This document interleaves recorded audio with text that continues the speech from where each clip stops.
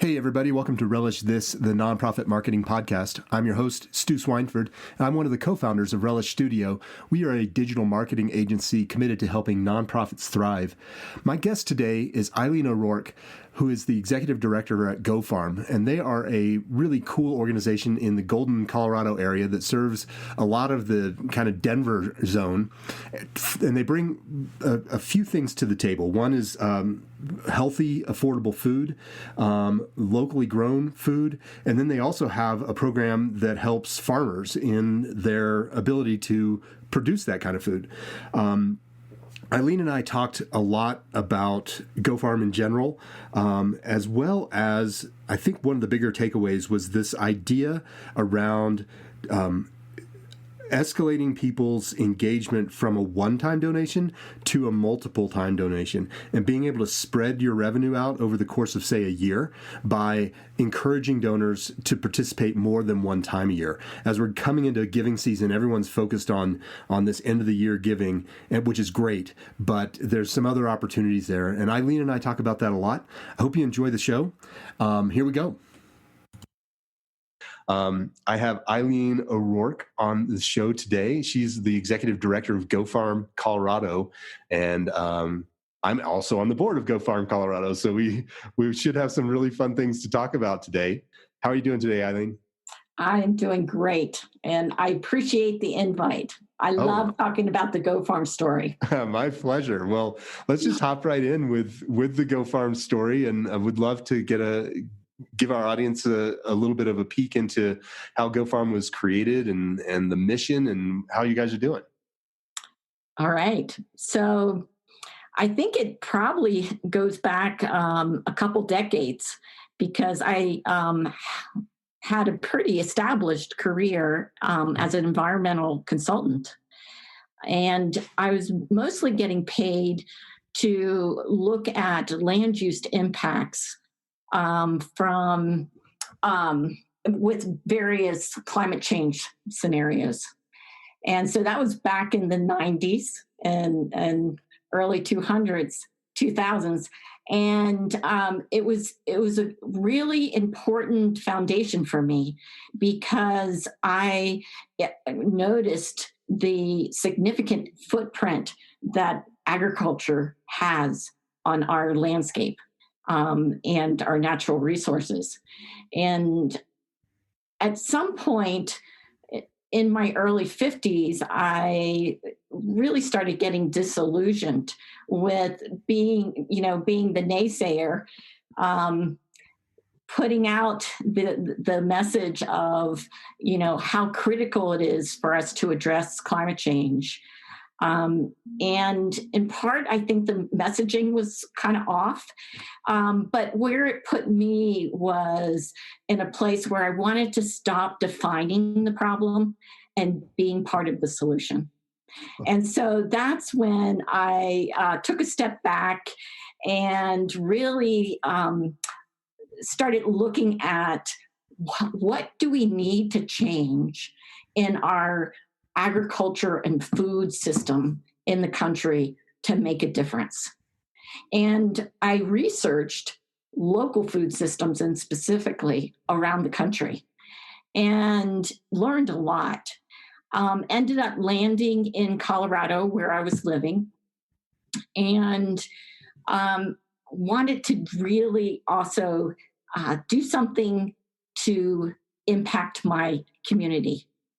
And so I looked at the local food system very hyper locally, and then across the state, and found that there were some really critical gaps that were preventing us from getting a robust food system in place. And they ended up being related to the accessibility and affordability of sustainably grown food.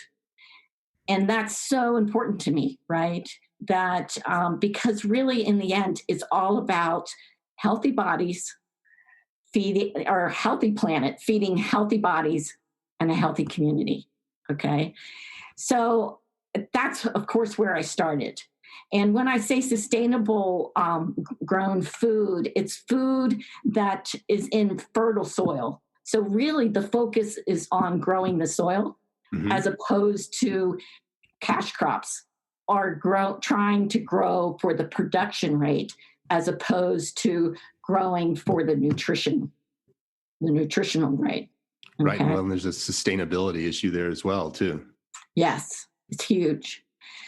So what I identified were really three critical areas that I felt needed to be addressed in order to get this healthy, nutritious food more accessible and affordable to everybody.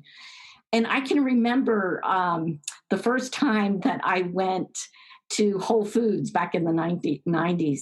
Right. And I walked out of there and I had a paper bag of groceries and practically paid $100 for it, right? And I also remember what a sensory experience it was for the first time for me to go into a grocery store and see this beautiful produce displayed, and it was it was a wonderful experience. But coming out and standing in that parking lot, loading that groceries into my car, I realized, wow, most of the world could never afford this. Right. And even thinking, I can't afford this. Right. Right. So that experience really hit home for me. And so then when I was looking at the local food system and the gaps that I saw, there were three things that stood out. One is a limited supply of that sustainably grown food. Right? The second is a lack of infrastructure to move that food around real efficiently. Okay. Right. And then third was this growing trend of food insecurity across the state. And when you look at that equation along the local food supply chain, it's really important, in my opinion, to address all three. Because if you don't, you sacrifice one piece of that. So, for instance, we want to make food affordable, but not on the backs of farmers, right? So it was that idea that then developed these three program areas that we have today. And they essentially start at the producer end of the supply chain and offering assistance to small scale farmers. Okay. And then on the other end of it are the consumers. And I wanted to target that under-resourced community and household.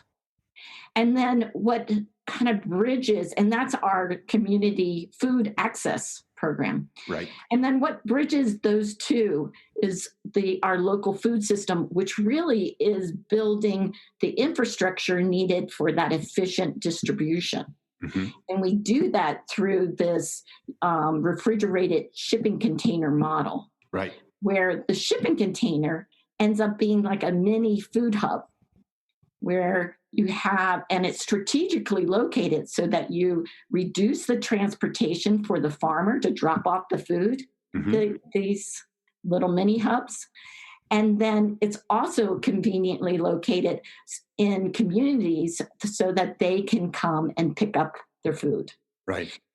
So it's those three programs, the the farmer assistance, the local food share, and then the community food access that are interdependent and allow us to really address the three significant gaps that keep a local food system from really growing and being impactful. And it works. And I started the organization. It was incorporated in 2014. Mm-hmm. Operations started in 2015. And now, almost 6 years later, we've grown from zero revenue to a budget. This next year is going to be 1.3 million. That is awesome. Okay? Yeah, it's awesome. That's a really good really having an impact on small beginning farmers by providing them training. We have what we call the GoFarm Incubator under our farmer assistance. Mm-hmm. And that's where we get beginning farm businesses training, access to land, and one-on-one mentoring. And as it turns out, what we're trying to do there is train that next generation of farmers. Right. And in most cases, they don't have the resources to access land mm-hmm. or purchase land. Right. And very often they haven't grown up on the farm. So they really need to develop those, both the farming skills and the business skills needed to make a small farm profitable. And as it turns out, those first 5 years are really, really tough. And so it's fitting that need for that next generation of training that's needed. Okay. Right. And related to that is that that by doing that, we're then increasing the supply, mm-hmm. right? So then that's training the next generation of farmers. Okay. Well, it's demonstrating there's a viable place for people to go in terms of a career. And if you're passionate about it, it's not something that's untenable or not able to be accomplished, right? Exactly. What is it after year 5 that causes that flip in terms of, you said the first 5 years are really, really crucial. Is it just that they understand the systems and it takes that long to kind of get things in place and get processes in place and start to pay down equipment costs and things of that nature? What's happened? What's the magic at year 5? It's all of the above, actually. USDA defines a beginning farmer as anyone farming less than 10 years. Okay. That gives you an idea that, that is such a crucial time. And it's really until you get the production up to a certain extent, mm-hmm. Volume, that you're able to turn a profit. Now, part of the reason why it's called GoFarm is it's about you go farm and concentrate on production, right. and let us take care of the rest. Right. And so the other part that GoFarm does is builds markets for farmers, mm-hmm. so that we purchase product from beginning farmers and then connect that local ag to the community through mm-hmm. two ways of doing that. Through our local food share, which is the community-supported agriculture model. So in that model, people make a commitment to purchasing part of the harvest right. throughout the season, right? And so what they do is they come week or every other week to pick up a box of produce that we've aggregated among, at this year, we're working with about 30 small farmers. Okay, great. Okay? And then the other way we're doing that is what we call pop-up markets. Mm-hmm. And those markets, people can, purchase what they want. It's not predetermined. Right. And what's really important about those pop-up markets we're located in locations that are very convenient for the family, because we're working with low-income families. Mm-hmm. And part of the big issue about access is transportation. Right. So we're eliminating that barrier by being right there. So for instance, we're there at Head Starts, mm-hmm. right? Preschools. They're already picking up their kiddos. They can just walk by the market, purchase their product. Okay. Right. The other important thing about those pop-up markets is that we have discounted prices, and we're able to do that because of our other two programs. Okay. They provide the resources and the product to make that available, and then plus we subsidize that food so that it's very affordable. And in most cases, people are using their SNAP dollars or food stamps to purchase that food. Okay. So, and we have that available. And what's really nice about that is we have a program called Double Up Food Bucks. Mm-hmm. So for every $1 they spend on produce, they get another $1 to spend. So it's essentially 50% off in addition to the discount. That's really great work. I think, recognizing that there are a few things there that I love. And one is this cash flow challenge that farmers, I'm sure, experience. And so by guaranteeing them a place to sell for the course of the season, they just know that they have those sales are done and that money's coming in. Right. So that reduces a lot of uncertainty and keeps them from having to spend a bunch of time trying to hustle to sell stuff week over week. They just know that it's going to be purchased. So that piece is great. And then taking away that chunk of the hustle piece where they don't have to figure out where they're going to be or where to go to sell their produce on a weekly basis. And you guys are supplying that consumer base is also just, that's like step 2. And then, tackling this, food desert / affordable, healthy food problem in economically challenged communities is just kind of icing on the cake there for sure. Right. How have you seen the program grow over the years? I mean, obviously you touched on budget and whatnot, but how many people are taking advantage of either the low income program or the CSA on kind of a yearly basis? It's expanded.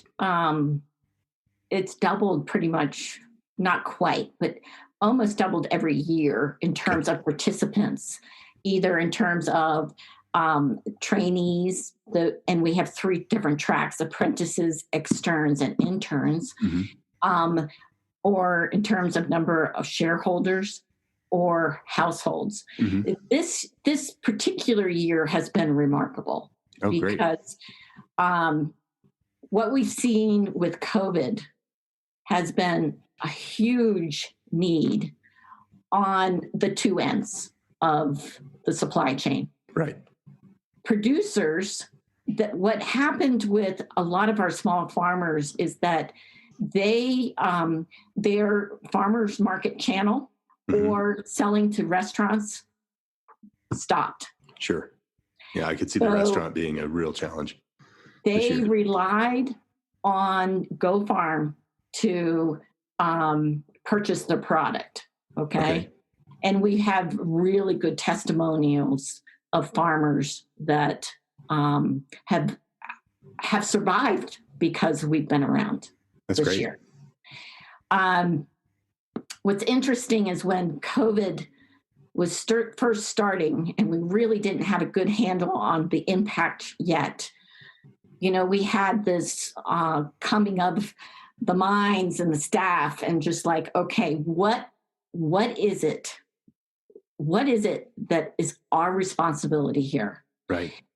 And as being part of the food supply chain and seeing all of the vulnerabilities in our global, national food supply chain, we felt compelled to move as much food as possible. That was our job.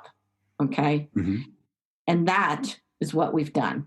Nice. We've been able to add 10 new farmers. And that's not an easy thing because it means auditing the farmer to make sure that they're in line with the farming practices that we support.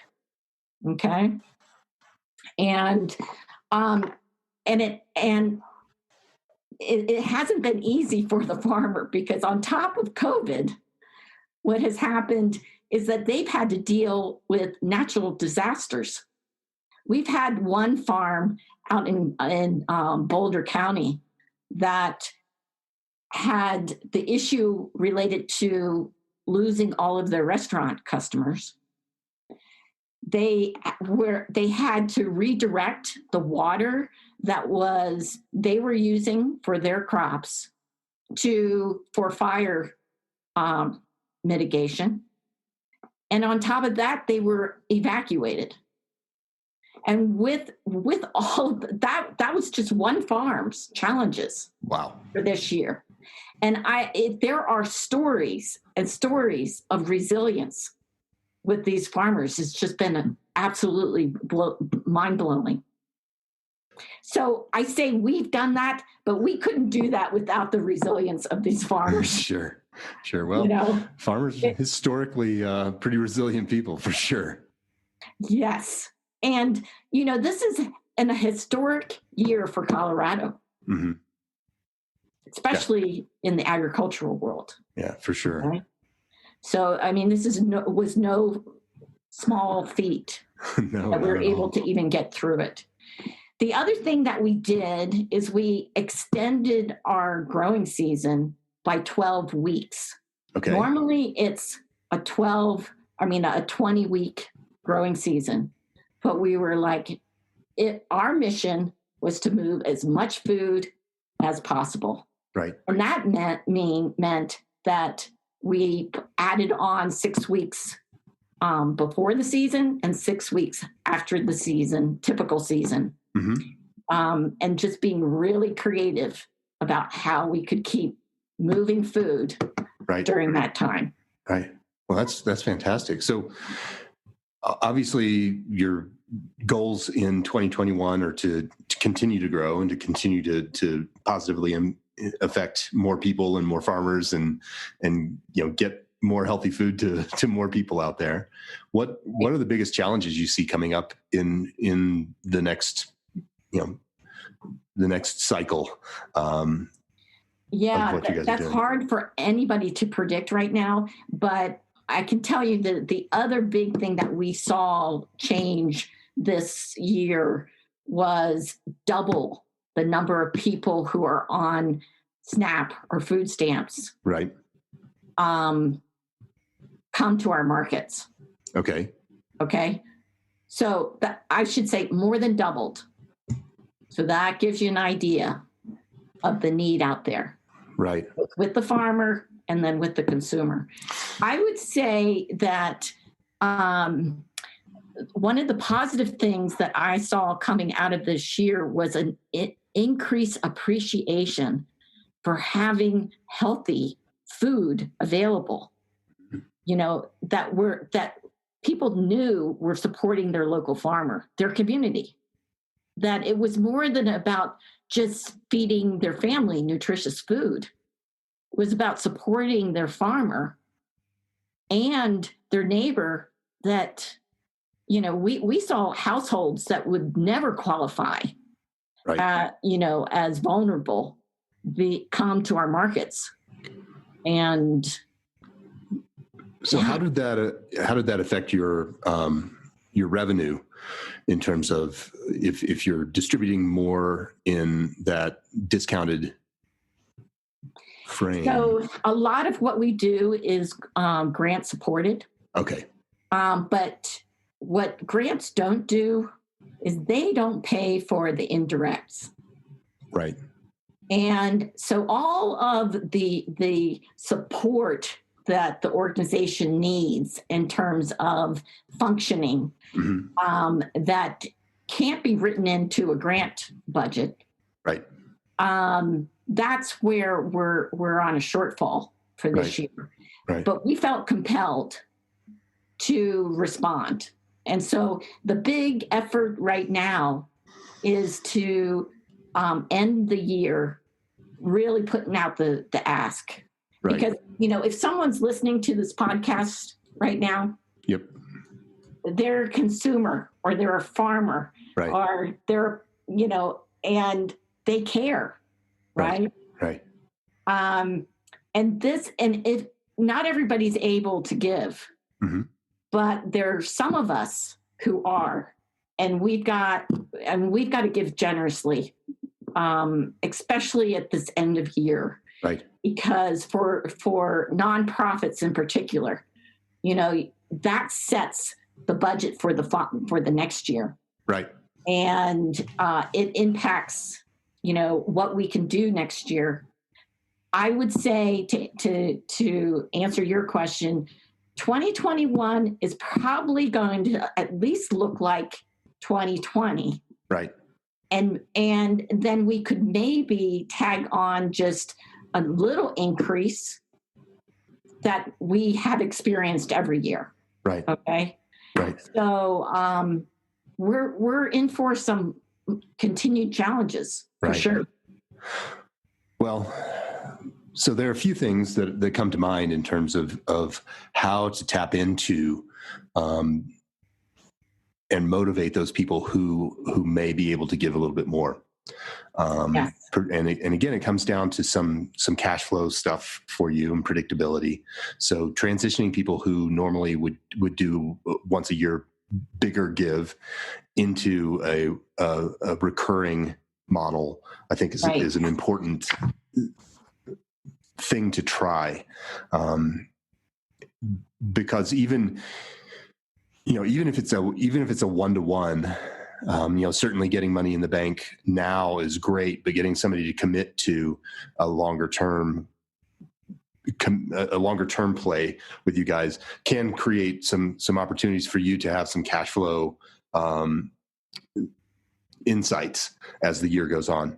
The other thing that does is it gets people used to this idea of giving monthly and used to this idea of this ongoing commitment where asking them to move that up a little bit is less of an ask than asking them to move a big gift up a little bit or a lot in a one-time situation. It's also easy to wrap one's arms around, a $10 monthly gift versus a $100 gift. And even though the $10 monthly is, at the end of the year more than what they would have spent on a single gift or a single donation to your organization, there's a mental thing that is in play where someone can say, yeah, I can do $10 a month. I can't do $100. And so just reframing those conversations and trying to get people onto that kind of a play can be a pretty effective means of smoothing out your cash flow challenges, as well as actually getting people to give a little bit more than they might have otherwise. It's also easier to go back to those people mid-year or once a quarter, or even once a year if you have someone long-term giving monthly to increase that give by again messaging, coming back in and saying, look, if you could give an extra $5 a month, which is equivalent to a cup of coffee at Starbucks, we will take that money and put it to good use to feed a family for 3 months or whatever that math is. And we've done those calculations, at the $20 a month, it provides activities and materials to get children excited about eating healthy food, Mm-hmm. And all the way up to the $200 a month, which provides the farmland for a beginning farmer in the GoFarm Incubator program. Right. What is interesting this year that we've seen is a real decline in large donations, but major increase in these smaller donations. Yep. And they add up. Yep.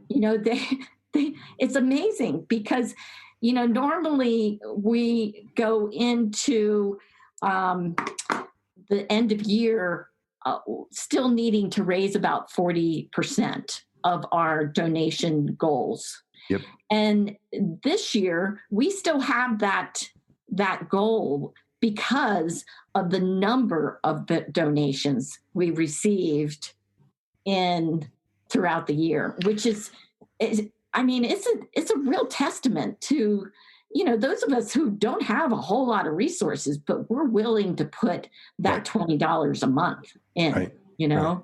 Well, the other boon to that is your list of evangelists has grown remarkably over the course of this year, and people, and I say this to a lot of my podcast guests, and so the listeners are probably getting a little tired of hearing it, but a lot of people really just want to be supportive, and they want to help, and they want to help in whatever way that they can, and so providing people with the ability and the opportunity to feel like they're part of this community and they're part of this giving, even if they can't, even if they can only give $5, or even if they can't give anything, giving them something to do to help is really effective. So that could be, share this with your community, post this thing on social media, send this to your email list, change your donation strategy from this one-time $500 big donation to, a $20 a month support or a $5 a month support. Again, your list has grown remarkably. So that again, something I talk about all the time is going back to that doing what works again, as opposed to trying to reinvent the wheel. Reinventing the wheel is super sexy and people get really excited about this new thing, but man, just keep hammering on the thing that works. And so, leveraging that email list and leveraging that donor list and knowing that those people they're passionate about what you're doing. They're passionate about helping. So getting them to do something else, it's that classic sales idea that it's way easier to sell to somebody who's bought from you before than it is to go find someone new to sell to. And as people, we always like seeing those lists grow, and we like engaging someone new, and there's a serious, satisfaction that comes from bringing someone new into the fold. But just getting someone who you're friends with and who knows you and is, getting them to do something again, it's a lot easier. It's a lot less costly. And the turn on that can be a lot shorter. So, I'm always recommending to just go back to that well. I've been thinking about, how to really do this end of year ask, right? And to me, there's three critical players in this, and GoFarm said yes when we came together as a staff and said, we are going to respond. Right. Yeah, we're not sure how we're going to do this, but we're going to do it. And our farmers said yes, right? They said, yes, we are going to survive. We're going to be resilient through this. And the third piece is the donor. They need to show up. What's their COVID response, right? Because we all have one. And it may not be moving food, it may not be growing food, but you could sure support those efforts so that we can have healthier planet, right, healthy bodies, and healthy communities. Yeah, for sure. Do you know how many people have donated this year? Roughly? I don't. I would say, in the hundreds. Okay. Yeah. Okay, cool. And so we've got a shareholder base of 750. That's just shareholders. That's not households, but shareholders. So that's historically over the course of GoFarm's history, there have been 750 individuals who've taken part. No, just this year. 750 shareholders. Different people. Well, different households. Okay. That doesn't include our pop-up market households. Okay, so that's just the shareholders. Okay. Were you collecting pop-up information as well? Yes, and that's another. That's like over 800. Okay. And how big's your email list, do you think? Oh, email list. Thousands. Thousands, plural. Yeah. Okay. So that's a lot of people. Yes, right? It is. And so one of the things that I try to encourage is breaking things down into I don't love this analogy, but it's the eating the whole elephant scenario, where you're tasked with this giant thing and all you can see is the giant thing. And taking a step back from that and recognizing that you don't have to do it all, immediately, that any process has steps and any process takes some time. And that's what a process is breaking down this big task into smaller chunks. And so from a mindset standpoint, really addressing that in how do you break down the goal. And can you share what the goal is for the end of the year? Like, how much would you like to raise between now and December 31st to 40,000. 40? Okay. So $40,000. If you were to just go back to your shareholders and your pop-ups, those people, and again, asking from the pop-ups is a little bit of a challenge. For sure. But even that is. What I'm going here is that's 1,500 people, right? And so if each of those people gave $4, you'd be well over your $40,000 mark. If each of those people gave $3, I think you're still over it, right? So interesting. So I think that math is right. 15. Maybe I'm off by a. Oh, I'm off by a digit. I was going to say, wow, but regardless, so then you add the thousands of people on your email list. So if you take that whole community, so I was off by a decimal point, but if you take that entire community and break it down into, if everybody were to just do this, you can get that number to be a pretty small number, and you know that not everyone's going to do it. Right. And you know that some people are going to do more. Right. But if you just come at it from this attitude of, if we can get 1,000 people to donate $30, we're pretty close. Or $40, right. we're on it. If we can get 2,000 people to donate $20, we're on it.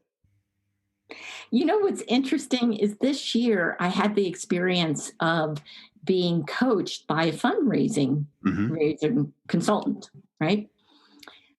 And the whole philosophy is that you really just have to go after the major donors, because, all you need is 4 major donors giving 10K, and we got our target for the end of year. Yep. It's been an interesting year to try to initiate that and to see how much effort goes into one major donor too. Yep.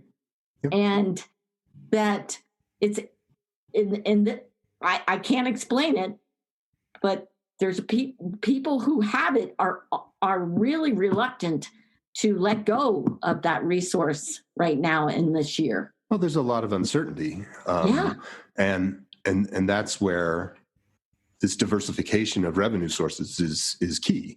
And you guys do that through a number of mechanisms. One being that you have a certain percentage of your expected revenue every year comes from grants, so foundational grants and government grants and other grant programs, and then another comes from selling product. Right. Yep. So we selling generate produce. So you have revenue. so you have revenue there. So you have a revenue stream from sales, and then you have a revenue stream from donations, big and small.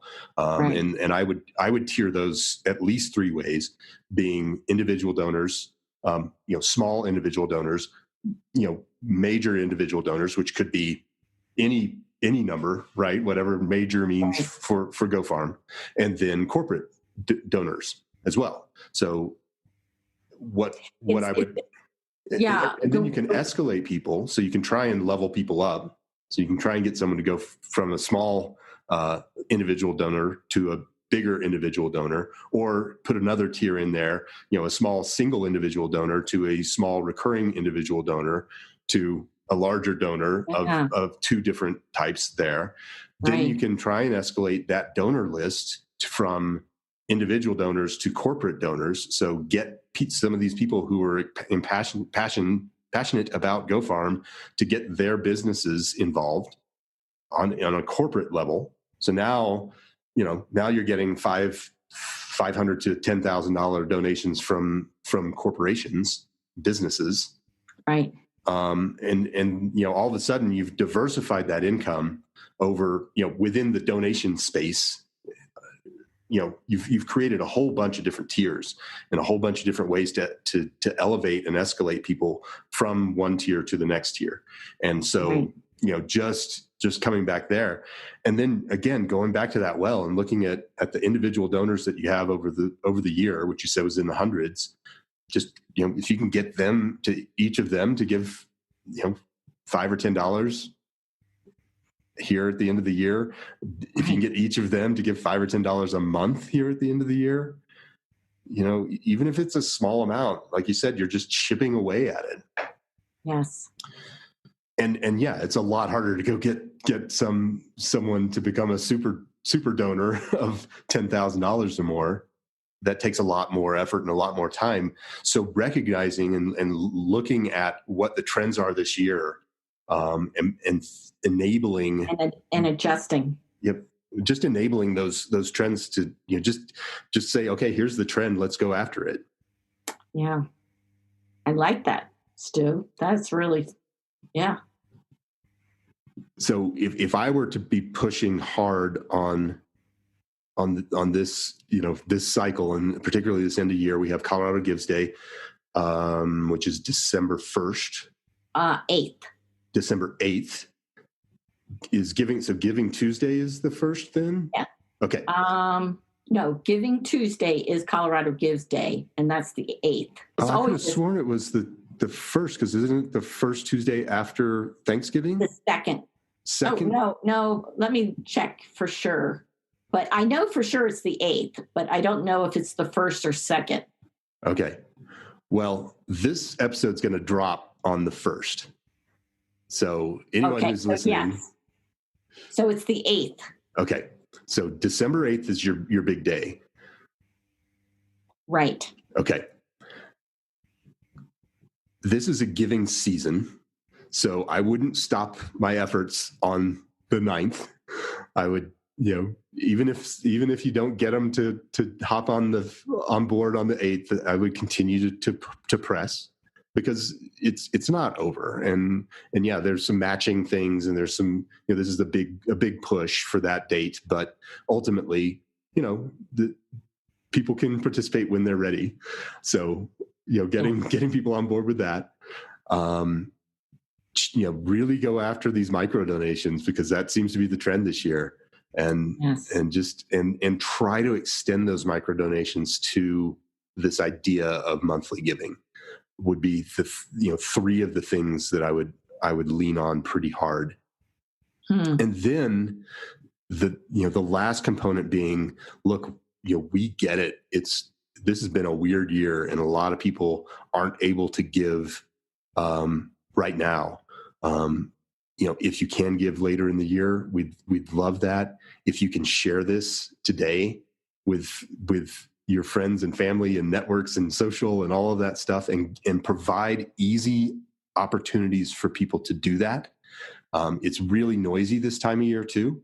So you're competing against everybody else out there who's trying to accomplish the same challenges that you're facing.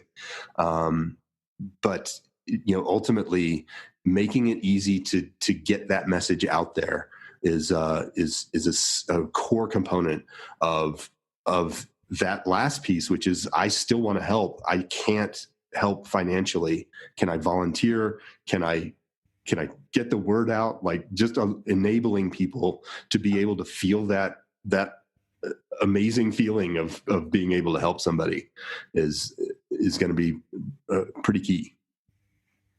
Yeah. That's good. Thanks. Do you have any other giving times of the year? I know that we have some events that tend to be places where people can engage with GoFarm.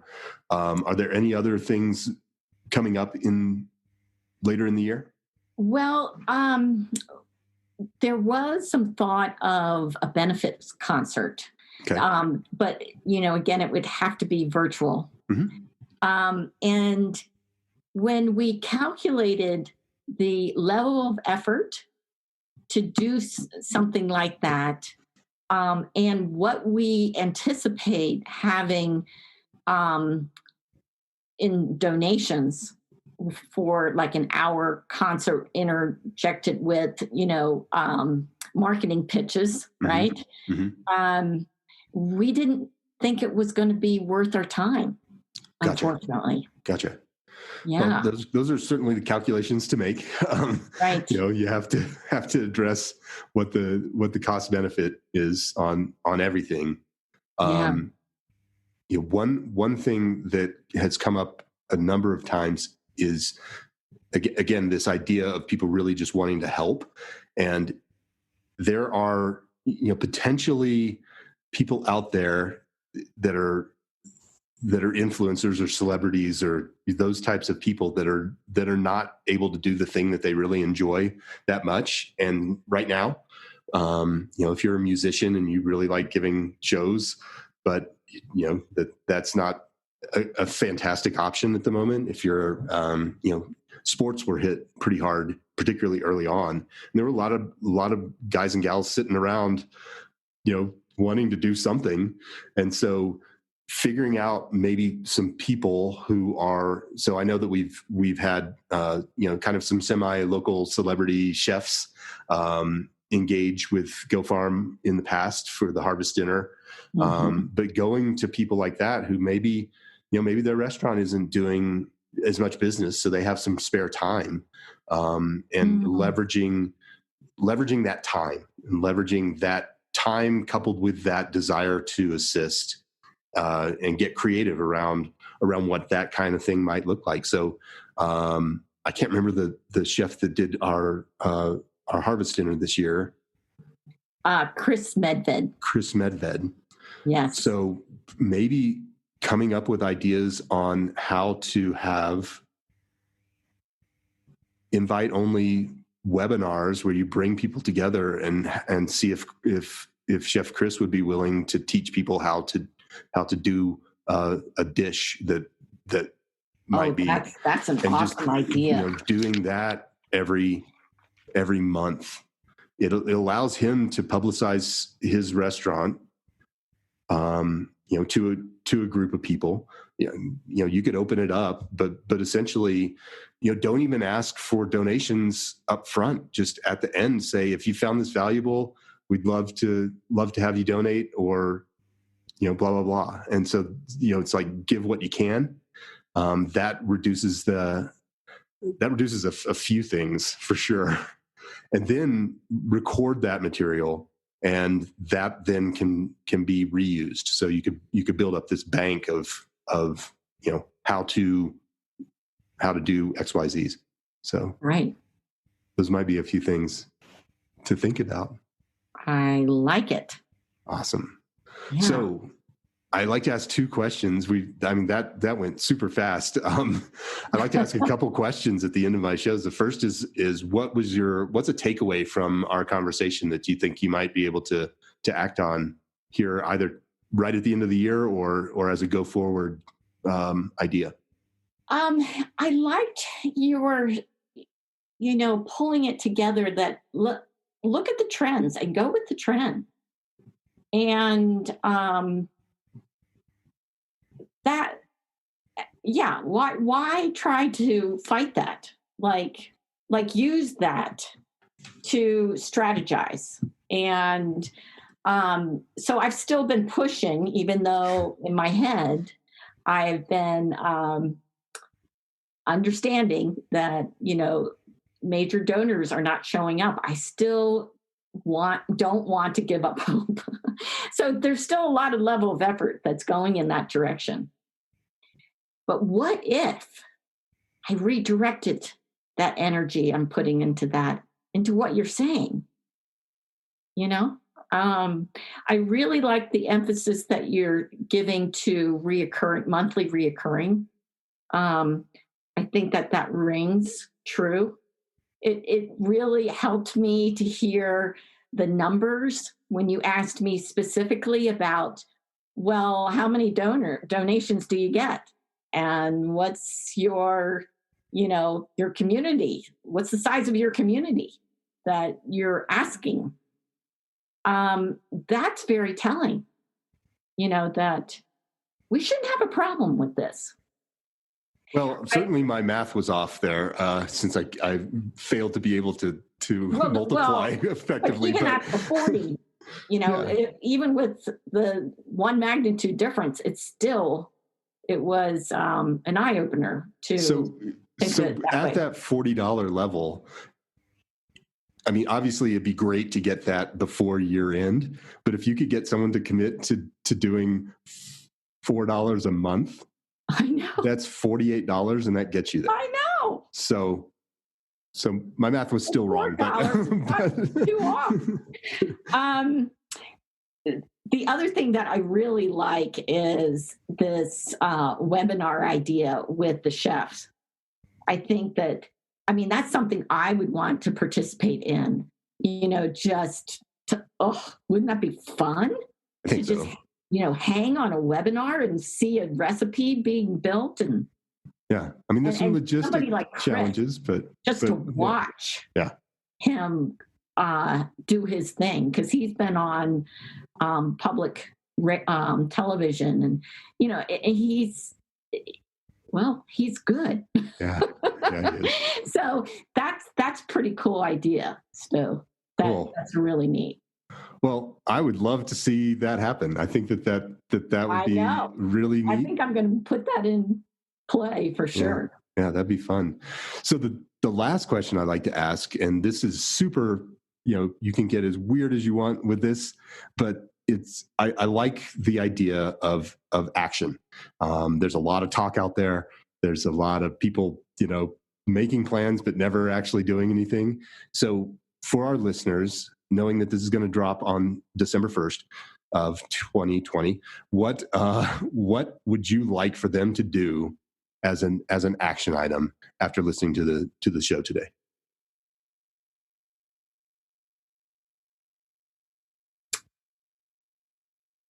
The easy answer is donate. But I think the action is more than that. To really become an advocate and learn why we need to support local food systems and our local ag, and the health benefits to ourselves and our community and the planet when we do that. I love it. I think that's a great thing for people to do. And so they can do that at GoFarm coop.org. So GoFarm, COOP.org is a great place to engage and learn more about how important this ecosystem of our local food is. Exactly. Well, thank you for being on the show today. I had a really great time talking with you and learning more, even more about GoFarm than I even knew. And I think I knew quite a bit as a board member. So it was great to learn more and to talk with you today. Thanks so much for being on the show. Too. Yeah, thank you for the invite. Oh, my pleasure. I appreciate it. My pleasure. Talk to you soon. All right. All right, there you have it. Another episode of Relish This, the nonprofit marketing podcast. If you want to continue the conversation and see how we can unearth some gold for your organization, head over to relishstudio.com/podcast to sign up to be a guest on the show. That's it for this week. Thanks for listening. We'll be back soon with another episode of Relish This.